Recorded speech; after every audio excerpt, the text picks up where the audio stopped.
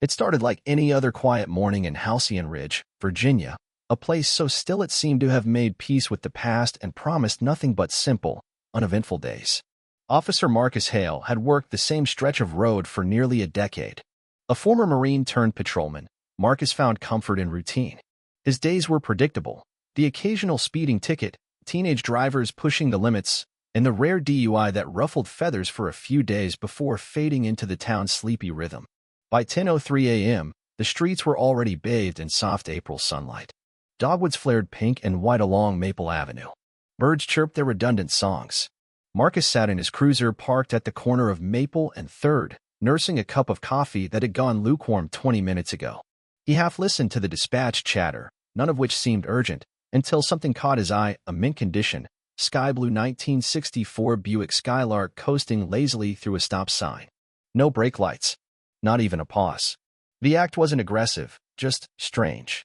He flicked on his lights. Not because of any real concern, more out of habit, a sense of duty. As the vehicle pulled over, Marcus took a breath and stepped out of the cruiser. The driver's window was already halfway down by the time he reached it. Behind the wheel sat an elderly woman, probably in her 80s. She wore a powder blue blouse buttoned neatly to the collar and a soft gray felt hat that looked like it had seen decades of sun and sorrow. Her face was deeply lined, but her eyes were something else. Clear, sharp, unblinking. Not scared, not irritated. Simply present. Like she'd expected this moment. License and registration, please, Marcus said, his voice calm, steady, a reflex born of repetition. She offered a gentle smile and reached slowly into the glove compartment. There was no hesitation in her movements. She handed him the documents, paper crisp, preserved as if they'd been untouched for years.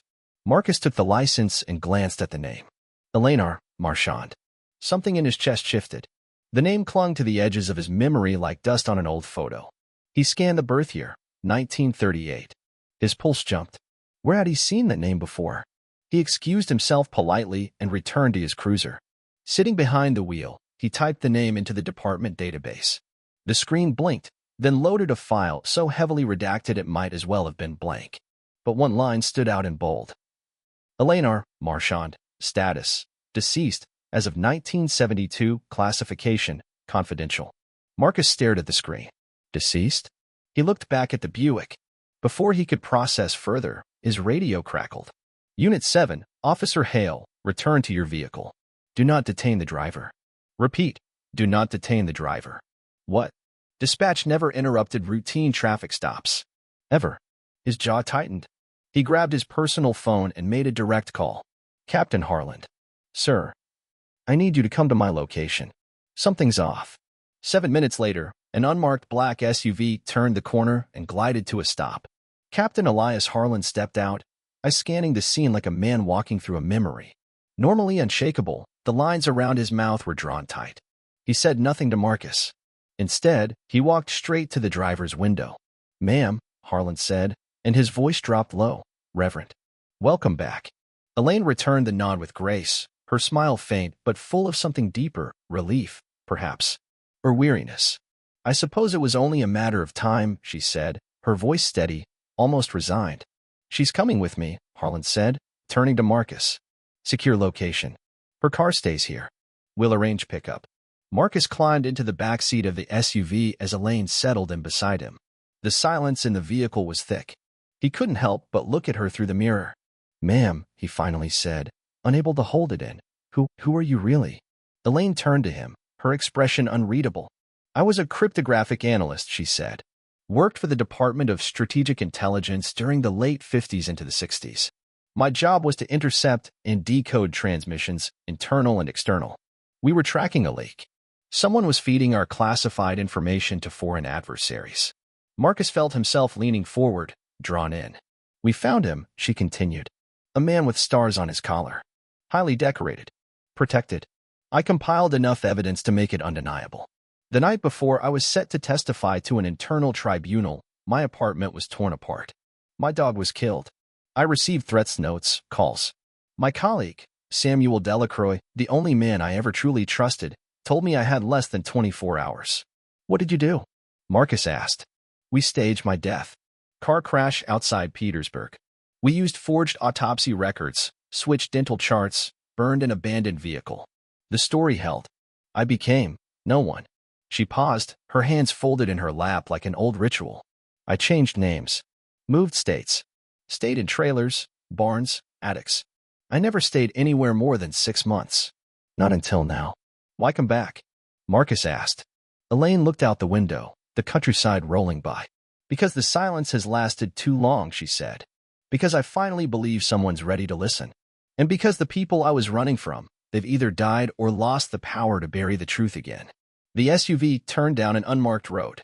A security checkpoint emerged, a double-gated facility that Marcus had never even noticed, despite patrolling this county for years. Harland entered a code. The gate slid open. They escorted Elaine inside. Marcus waited. Hours passed. Then Harland emerged, his face solemn. You stumbled on something historic today, he told Marcus. Elaine Marchand isn't just a witness. She's a patriot. She gave up her name, her life, her history for this country. Inside the facility, Elaine began to speak. Over days, she delivered documents stored in safe deposit boxes from Arizona to Maine. She provided tapes encoded with ciphered transmissions, handwritten logs, names, accounts, codes, maps, surveillance photos, things locked away in places she had never dared revisit until now. She was methodical, unshakable, brilliant. The mole she had identified had died in 1986. But the network he served had left threads that had gone unpulled for decades, until Elaine returned with scissors sharp enough to sever history's knot. Her return triggered tremors behind walls most Americans would never see.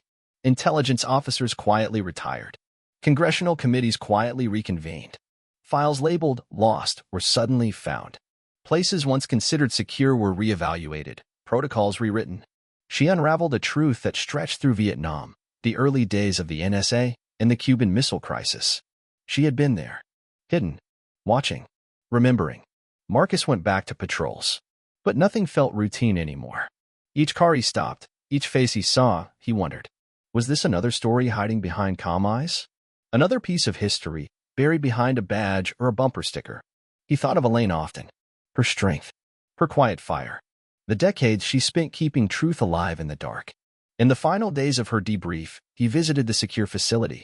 She met him with a warm smile, like they were old friends. She seemed lighter. I never thought I'd live to see the day the past lost its grip on me, she told him. What will you do now? Marcus asked. She looked up, her eyes bright. Live. Finally, live. The last time he saw her, she stood at the edge of a restricted conference room, holding a thick folder marked, redacted, TOB classified. Her posture was proud. Her chin lifted. Her eyes dry. She had earned the right to be remembered, not as a myth, not as a footnote in some forgotten memo, but as a woman who defied silence. There were rumors she was being relocated again, given a new identity. But Marcus doubted it. Elaine Marchand had lived in the shadows long enough. She wasn't hiding anymore. And history, at last, would have to reckon with her truth. Because some truths don't fade. They wait. And when the world is finally ready, they rise. Just like she did. Elaine Marchand had returned. And the truth would never again be silent.